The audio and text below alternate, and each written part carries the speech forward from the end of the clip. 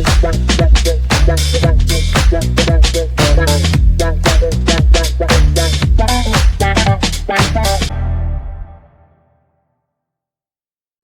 my apologies. What were All you right. saying? I'll just give you my rundown with the whole LinkedIn thing. Basically for me, it was, I was like, took that 5th year at Stanford, didn't do a master's. So for me, that was all about relationship building and everything for that year, on top of just, having a nice basketball year and not having to do all that school, which was great. Right. Um, but yeah, no, I ended up building all those great relationships. Really wanted to see, they always talk about Stanford being that 40-year decision, really wanted to dive into that. And yeah, made great relationships. But then, I knew I was going to play professionally. Who knows how long, but, estimate of at least like 5 years at least. So it's like, how do I maintain these relationships, and what's the best way to do it?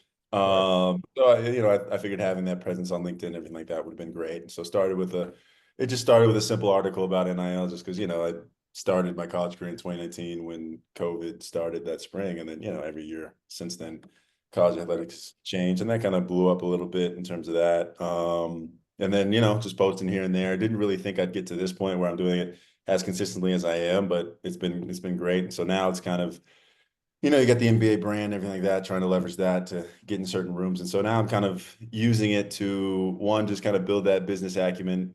Also just, as I'm, getting this money coming in from my contract and everything, figuring out what to do with that, because NIL was just, kind of set the bedrock for all the basic stuff, investing in terms of, IRA, index funds, all the basic stuff. So now it's like, as I'm getting more aggressive, just kind of want to learn what to do, be more knowledgeable about it. And so kind of what I've done is, leverage, like, look, I'm an NBA athlete. I have a, sorry, I have a background in health. My dad's a doc, grandfather was a doc as well. It was something I was Right. considering going into, but basketball kind of shifted that.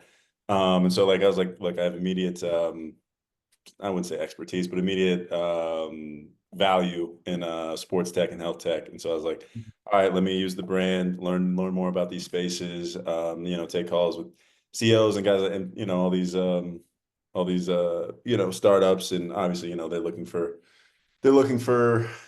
investment, but I could also, because of the brand, provide advisory and ambassador roles and Right. stuff like that. And so that's been great, and kind of just learning the business from their side, helping them with product development, and even kind of learning a bit about their operations, and build my business acumen, build my brand beyond that. And then take it from there. Obviously, you take those insights to figure out what companies are best for you to invest in, and at the same time, you kind of can learn what are gaps in the field and kind of how you can address them, considering I have access to all the insights of the NBA and professional sports and stuff that these people Right. in companies don't have. So it's like, I guess at the end, after it's all said and done, maybe you could leverage this into a board role with a great company, or, make something of myself in terms of product or service wise. And it's a pretty loose plan right now, but I'll get more specific into it in the off season, really start thinking about it. But that's kind of how it kind of evolved from college. Got it. That's what's up, man. So, like, as you were saying that, and piggyback when we were talking earlier, just reminding me kind of like what I was doing as well. Did you know when you were at Stanford, like, okay, I'm talented enough to go to the NBA, but yes, basketball is one thing, but I have a platform where I can do different and be involved in different industries because God forbid something happens in my basketball career. The Right. transition, a lot of things as an athlete, as you know, the transition for some athletes, and it's a percentage of 33% of athletes don't choose when they stop. So did you have that mindset before you got in the NBA, like I'm going to use this platform to leverage my brand that way when that does happen, or while I'm in this good temperature in the NBA, I can leverage those relationships because it's going to be Honestly, I kind of different. had that thought before I even got to Stanford. I mean, the idea of using basketball to get where I wanted to go was started pretty much in high school. Like, I didn't think I was good enough in high school, so I just was using the sport just to get into a good school, and I did that. And so I was like, sweet, everything else just kind of felt like a bonus after that. Obviously, I love the sport, so you're going to keep going as far as you Of course. can. But that was Yeah. always in the back of my mind, and that's why I took an engineering major. About halfway through, kind of wish I switched to econ. Now that it was like sophomore year when I figured out I had a chance at it. Maybe a little bit after freshman too, and so um, yeah, and so by then I was already that deep into the engineering major. I was like, you might as well finish it out. Um, Right. but yeah, no, I It's kind of always something I've thought about. It's like, yeah, I didn't want the basketball piece to control it. Look, your NBA average NBA career is only like 3 to 5 years. You can play a little bit overseas after that, but you're still looking at yourself at like 35 for most guys, and you're not, you're finished. And so that was a big part of that kind of fifth year, kind of deciding to not do the masters, because I was like, what's a masters really going to give me in five In years today's versus time, just more true. time to build relationships and stuff like that that can carry me a bit more. And so it's something that's always kind of been in the back of my mind. That's interesting you said. So for me, it was opposite because like when you were there, I was already playing in the league. But for Mhm. me, my master's was a way for me to get the NBA. That's Mhm. really why I wanted to do it. Because I mean, I didn't really care too much about the master, but I was like, I graduated my Yeah. undergrad in HR marketing, but I knew I had to Mhm. play and get more film, and I knew leveraging not just being somebody from LA, but having an educational background and being wide versed in the international space Mhm. would get me to where I need to go. So that's really why I really wanted to do it. Gotcha. But it was a blessing because when I was talking to scouts and GMs, dude, 80% of the conversation was like about wine, travel, just difference. It had nothing to do with football, honestly. Yeah. So that's what leveraged me. But in today's time, where it's a little bit different. But I had a question for you. Why did you pick LinkedIn? Like, what was it about LinkedIn that made you like, okay, I'm gonna leverage and monetize my brand here versus like a TikTok or a YouTube or Instagram? Yeah, TikTok and Instagram, it's like those. Yeah, you can, you can get to the peak pretty fast, but those peaks usually don't last that long for Right. people. So it's like, yeah, you can monetize and get a lot of money in a short period of time, but it's the same thing. It was kind of just the same thing as I felt it was the same structure as, playing a professional sport. It's a short amount of time. You have to rush all that profit into that short amount of time. It's not really going to build you that much longevity. And it was also just the people I was connecting with at Stanford. Like these people aren't on TikTok. These are people I want to connect with. It's not just, Exactly. I don't want to be, I don't want to just be getting money from a bunch of, teens and tweens, just watching my videos now when people are actually movers in certain spaces. And it was much more of a longevity play. Like that was the whole reason I was doing it, to build longevity. And it's like Instagram, TikTok, it's not, you can definitely bring longevity to it, but it just wasn't, it's more for quick fads and stuff like that. And yeah, it just appealed to the base I was reaching to, in terms of if I wanted like a job, or like a nice, like, I wanted to be in the startup space and stuff like that. Like those are the people to do it. And then also it was just much more, yeah, well, it was just a certain word. I'm kind of forgetting it, but it's just much more authentic platform. In Right. terms of like, I like for the content I'm doing, it wouldn't perform nearly as well on Instagram, TikTok. Also, that stuff's like more video based. And look, I like the fact that LinkedIn, I can just literally just write half an article, throw it on there, and it'll do well Right. versus, trying to video edit, doing all this stuff that's a little bit more time intensive. And yeah, I mean, like I just like it was great for the audience I was reaching for, and it was easy enough to post, within my time restrictions. Right. That's awesome, man. For me, it was like at that time, Instagram was like the hottest thing. But Yeah. once I kind of knew and found out, I was introduced to LinkedIn, and it was literally like cutting out the middleman. Like instead of like going to all these events and meeting the assistant, whatever, I can literally connect with CEO, whatever.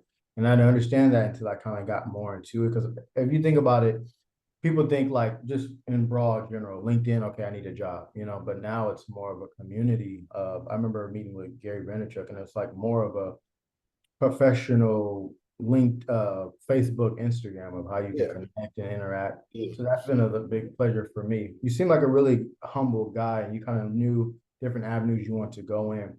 So on the emotional intelligence side, how do you weed out? Because obviously, yeah, the MBA platform, we went to Stanford, things of that nature. Temperature's hot right now. How do you know, especially understanding not burning bridges in the future? How do you know which yeses and meetings to take versus not to? Because that's something I had to learn. And I was like, with my emotional intelligence, like, I'm only getting in these doors because of this. A couple years ago, I was getting all no's. So how do you, as an individual, internalize, okay, let me see if this is advantageous for my career or if they're just trying to use me for my platform?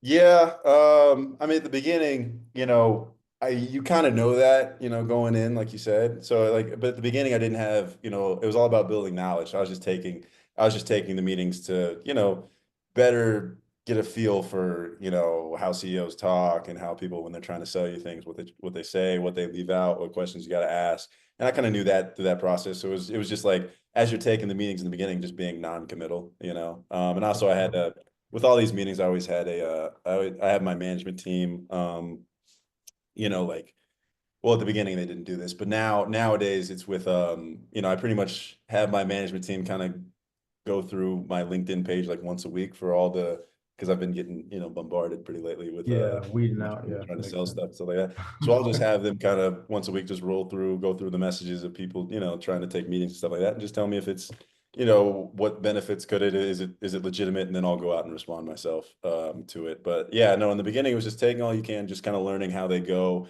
how the meetings go, so you can get a, you know, a little bit more confidence to it, and just so you can ask the blunt questions and stuff like that and get to the point, which I'm much better at now.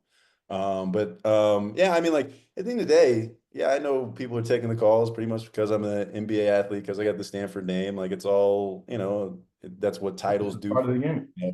Yeah, I mean that's what titles do for you. So it's you know, you always know that, and that's just kind of how it goes. And so honestly, you just kind of don't think about it too much. You try to, you know, you try to think too much about it, and you know, play into your ego a little bit, then you know, you could miss out on an opportunity. So you know, it's like, you know, this person might have something that I'm, you know, interested in. So that's kind of how I just take it. Whether their motives are good or bad, it's like, look, there could be an opportunity there. I don't want to miss out on that. Right, right. And then for that, you being an athlete and being in this space, what is like maybe a gem or two advice of athletes kind of in your space of why LinkedIn is so important, especially while they're playing? Yeah, I mean, the biggest thing that I found is, look, it's like all these other spaces, TikTok, Instagram, they're pretty saturated with athletes trying to post content, especially now with NIL.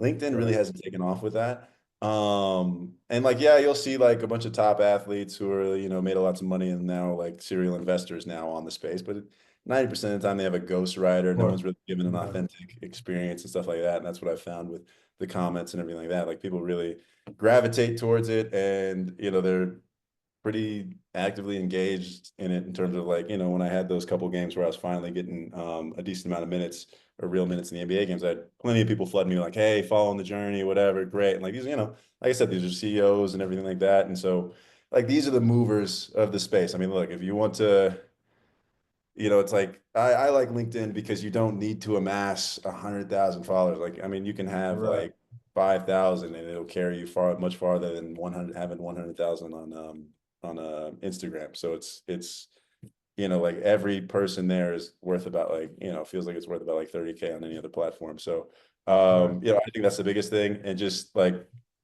honestly, just giving a different perspective. A lot of things people liked about it is that like, look, I do try to translate a lot of my posts to business because it is LinkedIn, you know, you have to relate to your audience. But for the Of most part, a course. lot of them just find it refreshing just to scroll through and not see, you know, some advertising thing or something about B2B sales or something, Right. some stuff like that. So like the platform's ready for a different type of content. Like you said, it's going from, you know, it's trying to build itself out from just you know, getting a job to, you know, building more of a professional community. And with that, it wants diverse perspectives. And so I'd say just for the athlete, just to lean into that. Nice. That's a smart idea. I mean, for me, like I learned not burning bridges on an early spectrum. I remember my sophomore year of college, I was reached out to on Facebook by Dak Prescott's agent, but Hmm. I didn't have an idea that that was his agent at the time. Yeah. So at that time, you couldn't really talk to agents and things of that nature. So I kind of was like, didn't engage to it. Then I got my senior year, and Dak, I think he signed a contract or something. This is when Tony Romo was basically when Dak Prescott was like at his peak. And I was like, damn, I wish I would have kept that relationship. And then even from there, I learned, okay, I'm never gonna burn bridges again. I'm gonna just go into because as you said for you, when I play, even to this day, I get bombarded with a bunch of messages. Yeah. So just understanding who's what and what's more advantageous for my career. But that's awesome. And then last question for you, my man. Is Yeah. there anything like because I know you're focused on the season playoffs are coming up, you know, you guys have one goal, one team. Is there anything that outside of basketball you're kind of working on now, whether you can disclose it or not, but is there any other kind of passions or things that you're working on, whether short term, midterm, or long term? For me, the biggest thing is like where, like right now, like I said, is the investing part with, because I have you know, a few hundred grand that I'm just frankly just kind of sitting on. I don't know if I want to you know, like I said, I want to be a bit more aggressive with it. So it's thinking like, what do I want to do with that? Kind of what startups I want to invest in, what, you know, whether I want to go franchising real estate. So I'm really kind of doing a lot of exploration and Right. research into that. That's a big thing. And then also just what do I want to do philanthropic wise? I mean, my big things, you know, education, huge on kind of teaching that, especially, you know, as it's kind of losing a little bit of its grip in the NIL days. You know, Yeah. Stanford been a factor in that. Just the fact that, you know, seeing the school kind of struggle to, you know, keep selling that 40-year vision. You know, which I mean, I get how hard it is. I mean, you know, the only reason I knew the full effects of Stanford is because my dad went to Harvard, and if you're not really in those spaces, Right. you don't quite see the same vision, and it's, you know, it makes it much harder to turn down that immediate profitability. But you know, Right. I'm just worried that, you know, NIL really kind of benefits, you know, the top 15% of guys who are getting Right. that big money and who are going to go on to keep making money. Otherwise, for the rest of them, you know, it kind of gives them, I found it gives these kids kind of a false sense of like how much they can really make professionally wise. If you're Yeah. not in that top 1%, it's like, I mean, there's a decent amount of kids making the same amount that I am right now who are not going to be in my position next year, have that opportunity, and they're probably thinking that way, or, you know, they probably, a lot of them have oversized expectations for, you know, what overseas can Right. bring, even how long it takes to until you're making good money over there. So, you know, it's, you know, just bringing awareness to that, stuff like that. It's stuff I did at Stanford. So it's just kind of bringing that out to a, you know, bigger platform now that I have it. So, you know, gonna try to figure that out, but you know, just focused on finishing the season strong right now. So Smart, smart. That's smart. Yeah, like you said, at first I was kind of iffy about it because 16, 17, 18-year-olds like getting all this money, because me coming from wealth management, yeah, the education about it. And also it's not just the education, it's the access. Like you said, like, to get in those 150, $250,000 increments into like these certain hedge funds, it's only by access. It's not like, let me just go on Vanguard, speak with my exactly. CPA or something. It's all. So me understanding that and knowing that, and just how you said you're sitting on some stuff and just trying to figure it out. But that's good. Like you're taking the time to figure that out, like with franchises. And I've built such a vast network. So if you need any type of resource, Absolutely. I mean, you're doing your thing. You know what you're doing.